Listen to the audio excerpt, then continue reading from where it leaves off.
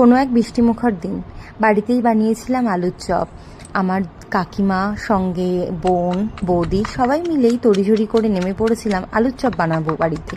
অনেক দিন ধরে ইচ্ছে ছিল, তো সমস্ত কিছুই কিন্তু বাড়িতেই তৈরি করেছি। যেরকম ধরো, এই শুকনো লঙ্কা ভেজে গুঁড়িয়ে নিয়েছি, তার সঙ্গে ভাজা মশলা রেডি করেছি, জিরে আর ধনে ভেজে নিয়ে সেটাও গুঁড়িয়ে নিয়েছিলাম। সঙ্গে একটু রসুন আর আদাও একসাথে ক্রাশ করে নিয়েছিলাম, একটু যাতে গোটা গোটা থাকে, একবারে যাতে পেস্ট না হয়ে যায়।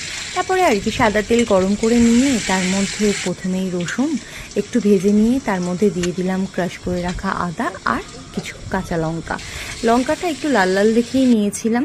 তারপরে স্বাদ মতো নুন দিয়ে এই মশলাটা ভালোভাবে কষিয়ে সেদ্ধ করে রাখা যে আলুগুলো ছিল সেই আলুগুলো একে একে দিয়ে কড়াইয়ের মধ্যেই সেটা খুব ভালোভাবে স্ম্যাশ করে নিয়েছি খুন্তির সাহায্যে।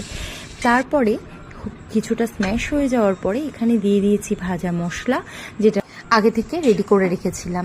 সমস্তটা দিয়ে আলুটা ভালোভাবে কষিয়ে নিচ্ছি। এখানে কিন্তু অনেকক্ষণ টাইম নিয়ে আলুটা ভালোভাবে তৈরি করে নিতে হবে। আর আলুর চপ যদি দোকানের মতো টেস্ট আনতে হয় তাহলে কিন্তু এই আলুর পেস্টটা মোটামুটি 5-6 ঘন্টা আগে রেডি করে রাখতে হবে, তাহলেই দোকানের মতো টেস্ট আসবে। তারপরে সন্ধ্যের দিকে আমরা ব্যাটারটা রেডি করে নিলাম, যার মধ্যে বেসন নিয়েছিলাম, তার সঙ্গে স্বাদ মতো নুন আর সামান্য একটু হলুদ নিয়ে এদিকে আলুর যে পেস্টটা রেডি করেছিলাম সেটা ছোট ছোট টুকরো করে নিয়ে গোল গোল শেপ দিয়ে নিলাম কাজের সুবিধার জন্য। তারপরে একটা প্লাস্টিক নিয়ে তার মধ্যে একটু প্রেস করে হাতের সাহায্যে চপের আকার দিয়ে দিলাম আর ব্যাটারে চুবিয়ে গরম তেলে ছেড়ে দিলাম। ব্যাস, আলুর চপ রেডি। আর হ্যাঁ, এই আলুর চপের আইডিয়া আর রেসিপি দুটোই কিন্তু আমার কাকিমা আর ওই বোনের। বেশ মজার কেটেছিল সন্ধেটা, সবার ব্যস্ততার মধ্যে খুশির কিছু মুহূর্ত।